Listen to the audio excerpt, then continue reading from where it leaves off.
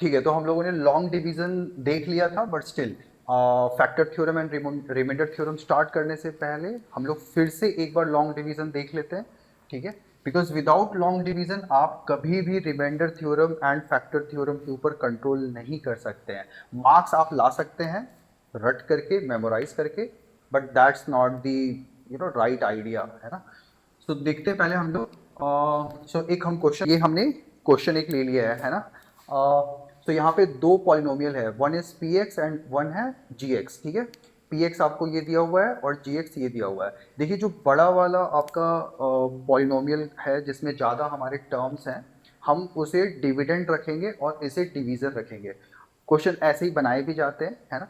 सो ये हो जाएगा आपका डिवीज़र और ये हो जाएगा क्या, डिविडेंड हो जाएगा, है ना।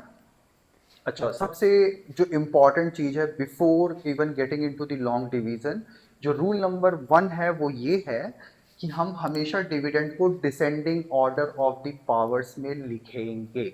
फॉर एग्जाम्पल, यदि यहाँ पे -3x² पहले होता तो उससे कुछ फर्क नहीं पड़ता, हम डिवीजन करते समय पहले x³ लिखेंगे फिर -3x² लिखेंगे। जितना बड़ा पावर होगा वो सबसे पहले आएगा, उसके बाद उससे छोटा पावर, फिर उससे छोटा पावर, फिर उससे छोटा पावर। ठीक है, so that's the most important thing to be kept in mind. अब हम करते हैं इसको divide. x³ -3x² plus 4x plus 50। ठीक है, नियम क्या था, हम केवल इसके फर्स्ट और इसके फर्स्ट को देखेंगे। ठीक है, यही हमारा मोटिव होना चाहिए। तो x से हम क्या मल्टीप्लाई करें कि हमें x³ मिल जाए। सिंपल है, या तो आप इसमें इसको डिवाइड कर दीजिए तो आपको पता चल जाएगा, या फिर आप इतना कॉमन सेंस अब लगाइए, एक्सपोनेंट्स आपने खेला है, एक्सपोनेंट्स पे आपने काम किया है। सो x³ बाई x का मतलब है एक x, और एक x कटेगा तो x² होगा, है ना। सो x इंटू x² आप करोगे, वैसे भी x इंटू x² करोगे तो क्या होगा, बेस सेम है तो आपका ये क्या होगा, पावर जुड़ेगा, तो आपको x³ मिल जाएगा। इसका मतलब x² से आपको मल्टीप्लाई करना पड़ेगा, तो आपके कोशेंट में क्या आ गया, x² आ गया। अब यहां पे तो x³ आ जाएगा, बट x के साथ 3 भी है, +3 भी है। सो हमको क्या करना पड़ेगा, हमको 3 को x² से मल्टीप्लाई करके यहाँ पे देखना पड़ेगा, जो भी उसके लाइक टर्म्स हैं उसके साथ उसको लिखना पड़ेगा। सो यहाँ पे आएगा +3x²। अब जो सब्ट्रैक्ट करने का नियम है अलजेब्रा को वो करिए, साइन चेंज हो जाएगा नीचे वालों का, प्लस का माइनस, ये भी प्लस है तो माइनस। अब ये प्लस माइनस कैंसिल हो गया, यहाँ पे माइनस माइनस ऑल्दो ये कट सकता था, बट यहाँ पे साइन चेंज हुआ है तो अब कटेगा नहीं, बल्कि माइनस माइनस प्लस हो जाएगा, और ये क्या हो जाएगा 6x² and sign will be minus. ठीक है, ये जो है जैसा है उसको वैसा उतार लीजिए आप। ठीक है, अब देखिए -6x² को आपको ध्यान में रखना है और x को ध्यान में रखना है। अब x में मैं क्या मल्टीप्लाई करूं कि मुझे -6x² मिल जाए। तो देखिए -6 तो मुझे मल्टीप्लाई करना ही पड़ेगा टू गेट दिस कोएफिशिएंट, और x² के लिए x में x से मल्टीप्लाई करना पड़ेगा। मतलब यदि मैंने -6x से मल्टीप्लाई कर दिया तो x इंटू -6x मुझे -6x² मिल जाएगा। तो हम लिख देंगे -6x²। बट यहाँ पे आपका पूरा क्या है, पॉलिनोमियल x प्लस 3 है, तो आपने x से तो मल्टीप्लाई कर दिया, अब आपको 3 से भी इसको मल्टीप्लाई करना होगा। ठीक है, सो 6 3 ज़ा 18, सो ये क्या हो जाएगा, प्लस माइनस माइनस 6 3 ज़ा 18x, माइनस प्लस हो जाएगा, माइनस प्लस हो जाएगा, ये कैंसल आउट हो जाएगा।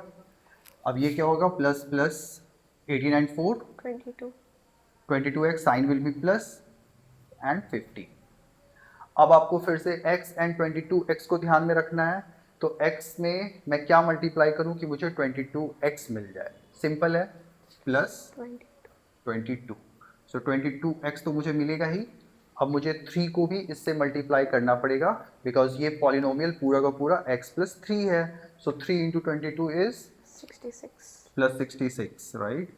Minus minus cancel out, plus minus minus, 66 में से 50 गया 16 60, right, and sign will be negative, right. 66 का साइन बड़ा है तो हमने यहाँ पे माइनस साइन दे दिया। अब यहाँ पे आप इसके आगे बढ़ ही नहीं सकते हैं। क्यों नहीं बढ़ सकते हैं? क्योंकि x में अब आप कुछ भी मल्टीप्लाई करो आपको कभी वो इंटीजर मिलेगा ही नहीं, -16 मिलेगा ही नहीं।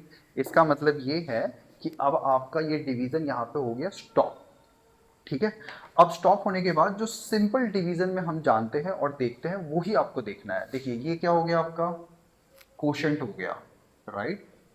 This is your quotient and -16 is your remainder और x+3 क्या है आपका डिवीजर, डिवीजर है। एंड ये आपका क्या था? डिविडेंड। ये आपका डिविडेंड था। अब जो आप सिंपल मैथ्स में करते हैं, जब आप इंटीजर्स का डिवीजन करते हैं, आप इससे इसको मल्टीप्लाई करते हैं और जो भी रिमाइंडर बचा है उसे आप जोड़ते हैं, तब आपको ये डिविडेंड मिलता है, राइट। फॉर एग्जांपल यदि आपने 3 से 5 को किया डिवाइड, तो आप 3 1 जा 3 करोगे, 2 रिमाइंडर होगा। आप इसे वेरीफाई कैसे करते हो? 3 into 1 + 2 यू विल गेट 5। इसी तरीके से एल्जेब्रिक एक्सप्रेशन का भी डिवीजन आप वेरीफाई कर सकते हैं, ठीक है। अब यहाँ पे जो मैं आपको मेन मुद्दे की बात बताना चाह रहा हूँ वो ये है कि ये जो लॉन्ग डिवीजन है ये हम लोग क्लास 8 में बहुत हम लोग करते हैं, ठीक है, हमें बहुत अच्छे से करना होता है। क्लास 9th में ये रिमाइंडर निकालने का तरीका एक शॉर्टकट तरीके से बताया जाता है, बच्चों को सिखाया जाता है, जिसे ये रिमाइंडर थ्योरम कहते हैं, है ना। अब वो रिमाइंडर थ्योरम क्या कहता है कि देखिए यहाँ पे दो पॉलिनोमियल्स है, px है और gx है। gx is the divisor, px is the dividend, ठीक है। तो ये जो रिमाइंडर थ्योरम है पॉलिनोमियल का, वो ये कहता है कि जो gx में है आपका पॉलिनोमियल, दैट इज x+3, आप उसको 0 के बराबर करो एंड इससे x का वैल्यू क्या आ जाएगा? -3 आ जाएगा। नाउ ये जो आपको gx को 0 करके जो वैल्यू आया, इस वैल्यू को आपको px पे डालना है। तो p ऑफ -3, आप जैसे ही p ऑफ -3 इस पे बैठाते हो, आपको -16 रिमाइंडर निकल जाएगा आपका। आइए देखते हैं हम लोग। p ऑफ -3 करते हैं, -3 का क्यूब, -27, मैं लिख लेता हूँ, -3 का क्यूब -3 इंटू -3 का स्क्वायर +4 इंटू -3 +50, राइट। ये क्या हो जाएगा अंशी? -27, -27 हो गया। ये हो गया 9, 9 3 ज़ा 27, ये लेकिन -27 रह जाएगा क्योंकि ये तो प्लस हो जाएगा and then plus minus will be minus. ये हो जाएगा माइनस 12, प्लस, 50, ठीक है। अब -27, this is -27 right, this is also -27, -27 कितना हो गया? 7 7 4 राइट, 54, और 5 -54 और फिर -12 एंड देन +50। इसको करेंगे तो माइनस माइनस फिर से प्लस 6 एंड 6 -66 +50। इसे करेंगे तो क्या हो जाएगा? प्लस माइनस माइनस 66 में से 50 जाएगा तो क्या बचेगा? 16, साइन विल बी माइनस। सो आपको मिल गया रिमाइंडर। इसका मतलब ये है कि अब आपको ये लॉन्ग डिवीजन करने की जरूरत नहीं है। Using the remainder theorem you can find what kind of remainder or what exact remainder will we get when we divide one polynomial from another polynomial, ठीक है। तो नियम बस यही है कि जो डिवीजर का पॉलिनोमियल है उसको आप इज इक्वल टू 0 करिए, वहां से जो x का वैल्यू आता है वो आप डिविडेंड वाले पॉलिनोमियल पे बैठाइए, जो भी वैल्यू आएगा वो ही आपका रिमाइंडर होगा। Is it okay? ठीक है। अब यहाँ पे मैं इस कॉन्सेप्ट को, देखिए बच्चे रिमाइंडर थ्योरम और फैक्टर थ्योरम को अलग अलग सोचते हैं, ऐसा कुछ है ही नहीं। या डिवीजन से ही सब कुछ निकला हुआ है तो अलग होने का तो कोई बात ही नहीं है ना। सब चीजें इंटरलिंक्ड है ना, इंटरकनेक्टेड है। कैसे इंटरकनेक्टेड है आप ये सोचें, यदि मान लीजिए यहाँ पे रिमाइंडर 0 आता, फॉर एग्जाम्पल हमने 3 से 5 को हमने 3 से यहाँ पे डिवाइड किया था, रिमाइंडर 2 आया था। लेट्स टेक एन एग्जाम्पल, हम 3 से 6 को डिवाइड करते हैं जब हम 6 को डिवाइड करेंगे तो क्या होगा, 3 2 ज़ा 6 हम करेंगे और रिमाइंडर हमें क्या मिलेगा, 0 मिलेगा। इसके पहले क्या आप कह सकते थे क्या कि 5 का फैक्टर 3 है? नहीं है, 3 was not the factor of 5, मतलब 3 से 5 पूरा पूरा नहीं कटता है, ठीक है। लेकिन क्या 6 का फैक्टर 3 है? हाँ। क्यों? क्योंकि रिमाइंडर 0 आ गया और इसका मतलब यही है कि 3 से 6 जो है वो पूरा पूरा कट जाएगा। पूरा पूरा कटने का मतलब ही होता है कि रिमाइंडर कुछ नहीं बचेगा, रिमाइंडर विल बी 0, ठीक है। सो यहां से अब आप एक चीज निकालिए, यदि यहां पे रिमाइंडर मेरा 0 आ जाता, आपको अज्यूम करना है, अभी ये क्वेश्चन में ऐसा कुछ है नहीं, राइट। मैं फिर से क्लियर कर दूं, मैं एक कॉन्सेप्ट की बात कर रहा हूं, एक नए कॉन्सेप्ट की बात कर रहा हूं, ठीक है। मान लीजिए आपका रिमाइंडर यहाँ पे -16 की जगह 0 आ जाता, तो क्या आप ये कह सकते थे कि x + 3 is a factor of this polynomial? बिल्कुल आप कह सकते थे। जैसे आप यहां पे कह सकते हैं कि 3 is a factor of 6 because remainder is 0, वैसे ही आप ये कह सकते थे कि x + 3 is also a factor of this polynomial, why, because remainder is 0। But in our case, हमारे इस वाले केस में क्या है, we don't have 0 as the remainder, and that's why x plus 3 is not a polynomial of this polynomial. Oh, sorry, मतलब x plus 3 is not a factor of this polynomial, right? और in a different word, हम different sentence में ये कह सकते हैं कि gx जो है वो फैक्टर नहीं है px का। gx is not a factor of px, ठीक है। अब इन चीजों को लोग क्या करते हैं, अलग अलग सोचते हैं, अलग अलग पढ़ते हैं, ठीक है। और इस कारण से वो आज पढ़ लेते हैं, 2 दिन के बाद उनसे पूछो, 1 सप्ताह के बाद पूछो, दे विल गेट कंफ्यूज्ड, ठीक है। तो आपको क्या करना है, इन चीजों को रिलेट करिए नॉर्मल इंटीजर्स के डिवीजन के साथ, ठीक है। The moment your brain is able to को रिलेटेड, ठीक है, वो जैसे ही अपना बॉन्डिंग बना लेगा आपका ब्रेन, ये आपके दिमाग से कभी नहीं निकलने वाला है। फिर आपको क्या चाहिए, केवल एक्यूरेसी चाहिए, है ना। एक्यूरेसी किस चीज में, कैलकुलेशन में। इन calculation you just need accuracy, और उसके बाद आपको कॉन्सेप्ट आपके दिमाग में ही बना रहेगा, ठीक है। सो आप क्वेश्चंस को बना लेंगे। तो ये देखिए, अब आपका ये रिमाइंडर थ्योरम हो गया। रिमाइंडर थ्योरम क्या कह रहा है कि यदि आपको रिमाइंडर निकालना है बाय यूजिंग रिमाइंडर थ्योरम, तो हम डिवीजर वाले पॉलिनोमियल को इक्वेट करेंगे 0 के साथ। जो भी उससे हमें वैल्यू निकलेगा x का, उस वैल्यू को हम डाल देंगे डिविडेंड वाले पॉलिनोमियल पे, और जो भी वैल्यू निकल के आएगा वो ही मेरा रिमाइंडर होगा, ठीक है। और कौन सा रिमाइंडर, जो डिवीजन में रिमाइंडर होता है, ये वही रिमाइंडर है, और कोई अलग, किसी अलग ग्रह का रिमाइंडर नहीं है, ये हमारे धरती का ही रिमाइंडर है ना, जो डिवीजन में हम लोग हमेशा सीखते हैं, देखते हैं, ठीक है। तो ये वाली बात हो गई अब आपकी। अब हम एक और क्वेश्चन करते हैं, दूसरा क्वेश्चन करते हैं, जिसमें रिमाइंडर हम देखते हैं कि 0 आता है, ठीक है। तो ये हमने ले लिया अनदर क्वेश्चन, जिसमें 2 हमारे पास पॉलिनोमियल्स है, और इसमें पूछ रहा है कि find the remainder using the remainder theorem when px is divided by gx। जब आप px को gx से डिवाइड करते हैं तो आपको रिमाइंडर फाइंड करना है, but using the remainder theorem. तो चलिए हम डायरेक्टली देखते हैं रिमाइंडर थ्योरम से कि क्या होता है। सो देखिए, रिमाइंडर थ्योरम में हमें जो डिवीजर है, हम क्या करेंगे, 0 से इक्वेट।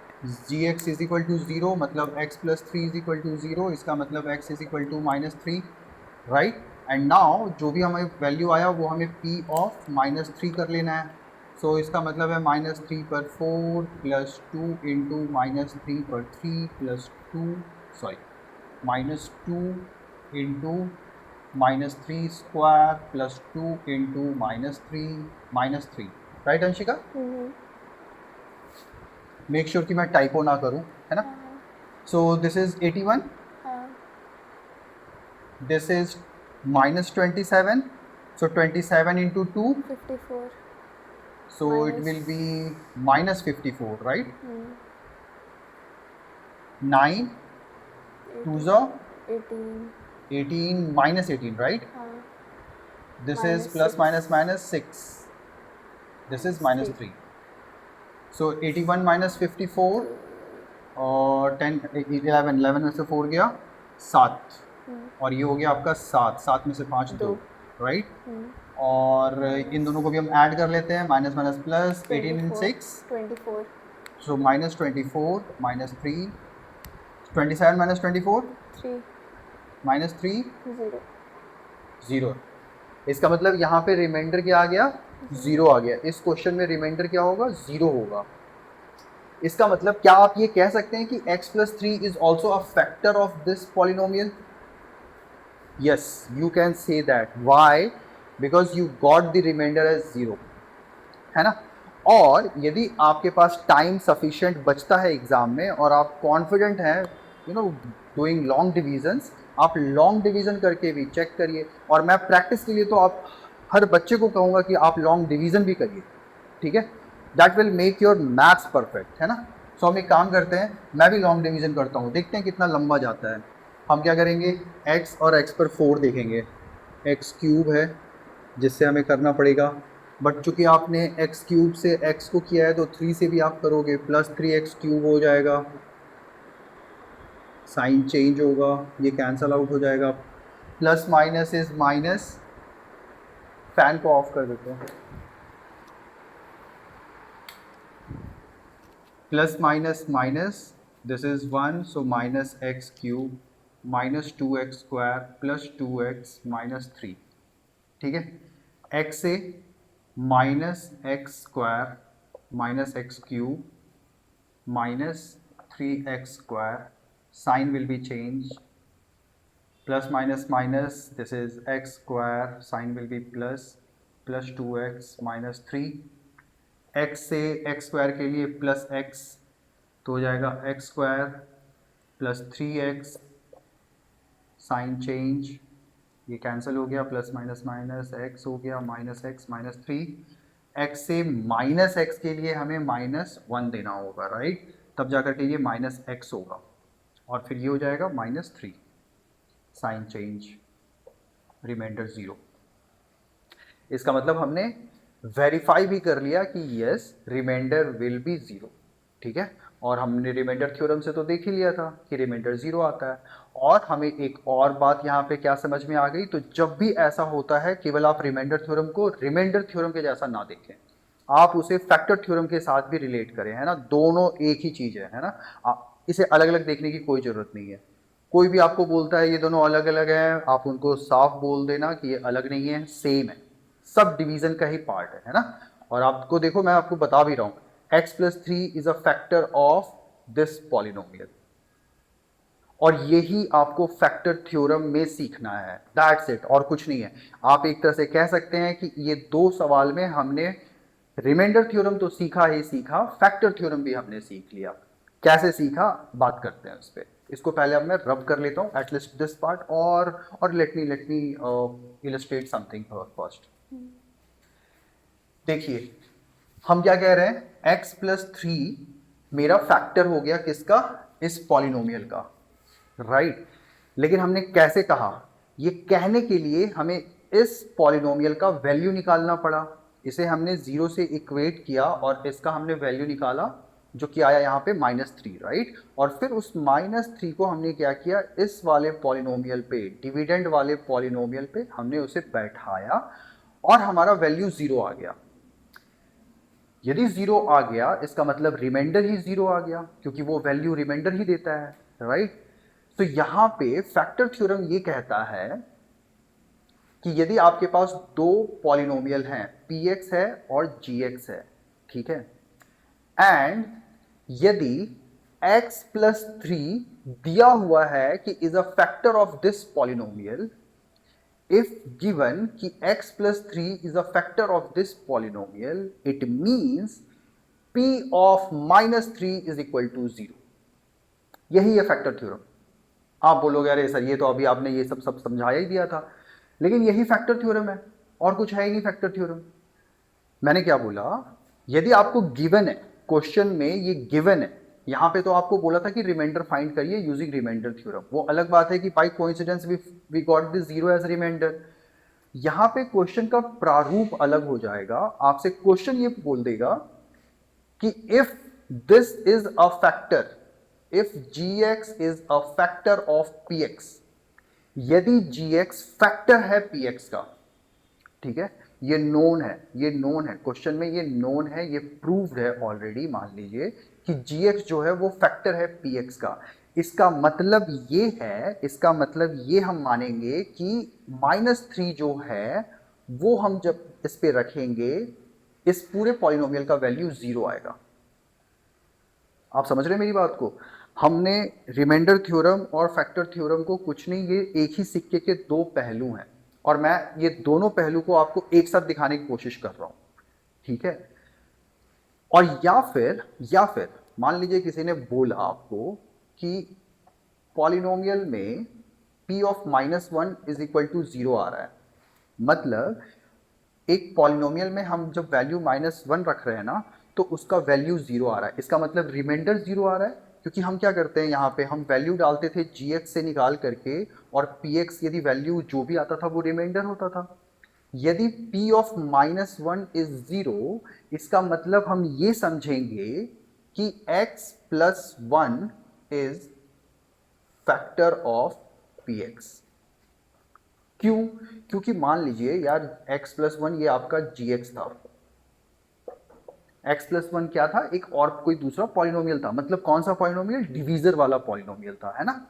तो x प्लस 1 यदि डिवीजर है मेरा, तो मैं क्या करूंगा, x plus 1 is equal to 0 करूंगा, राइट। और इससे मुझे x का वैल्यू आएगा, वो क्या आएगा, -1 ही आएगा, राइट। और यहाँ पे दिया हुआ है कि p of -1 is equal to 0।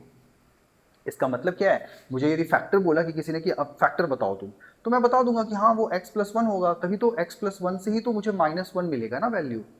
किसी ने मुझे बोला कि x प्लस 5, मैं फैक्टर थ्योरम की बात कर रहा हूं, अब प्योर फैक्टर थ्योरम। किसी ने मुझे बोला कि x प्लस 5 इज फैक्टर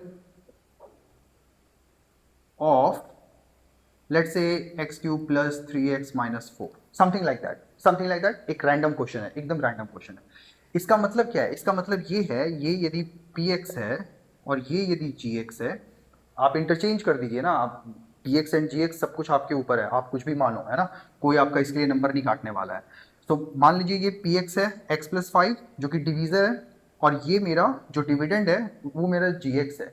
इसका मतलब यही है ना भाई कि x plus 5 is equal to मुझे 0 करना है, x का वैल्यू -5 आएगा, और g ऑफ -5 जो भी मैं रखूंगा नहीं, बल्कि -5 रखने के बाद इसका वैल्यू 0 ही आएगा। क्यों? क्योंकि फैक्टर बोला है। फैक्टर का मतलब क्या है, यहाँ पे वैल्यू रखने के बाद मुझे रिमाइंडर मिलना चाहिए था, और रिमाइंडर क्या होना चाहिए, यदि फैक्टर है तो रिमाइंडर क्या होगा, 0 होगा। क्योंकि भाई फैक्टर का मतलब ही है कि यदि 10 का मैं बोल रहा हूँ 2 फैक्टर है, 5 फैक्टर है, इसका मतलब ये है कि ये 2 से भी पूरा पूरा कटता है और 5 से भी पूरा पूरा कटता है। और पूरा पूरा कटने का मतलब क्या है भाई, रिमाइंडर क्या बचेगा, कुछ भी नहीं बचेगा, 0 होगा। वही यहाँ पे है फैक्टर थ्योरम के बारे में, ठीक है। तो फैक्टर थ्योरम का जो स्टेटमेंट है, जो डेफिनेशन है, उस डेफिनेशन को आप तोते के जैसा मत रटिए। मैंने देखा है बहुत सारे बच्चे तोते के जैसा रटते हैं, उल्टी करते हैं एग्जाम में और उनका हो जाता है।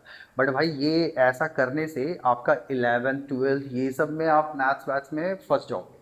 क्यों? क्योंकि आपने रटने वाले रटंत विद्या पे आपने ध्यान दिया, समझने वाला कॉन्सेप्ट आपका खाली है, खोखला है, ठीक है। तो वैसे टीचर्स को भी त्याग दीजिए जो आपके कॉन्सेप्ट्स को बना ही नहीं रहे, ठीक है। एंड ठीक है, आई थिंक मुझे फैक्टर थ्योरम भी यही बताना था आपको, रिमाइंडर थ्योरम भी मैंने बता दिया।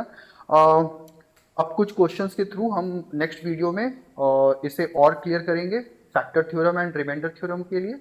But for now I think we are good. I hope आपका कॉन्सेप्ट बना होगा regarding factor theorem and remainder theorem. So thank you for today.